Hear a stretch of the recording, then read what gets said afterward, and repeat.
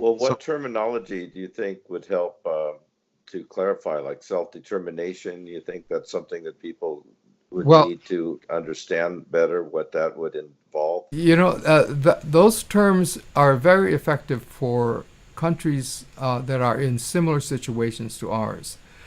Ours is a very unique situation, and it's going to take some time to explain. But because we are a sovereign country in continuity, that we were never extinguished, we don't have to express self determination. We already did. We already are a country. We don't.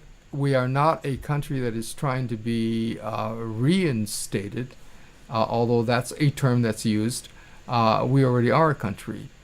So many of the we're not under occupation technically.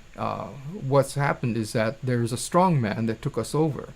It's like those old westerns you used to see where the big guy comes in and he takes over and he forces everybody out or everybody into compliance, and then it takes a gunslinger to come in and get him out of there. But this is what's happened. The United States has simply moved in and hijacked our country and has been living as the pirate in our country for all these years and committing criminal acts against our people.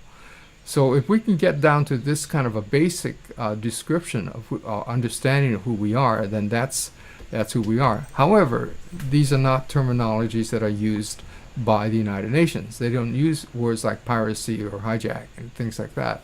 So they use polite terms like occupation and decolonization and self-determination. So we use those terms, but they don't quite apply to us. But what does apply to us is that we're a captive nation. We're a nation under captivity. And that is one area that can be understood. Yeah.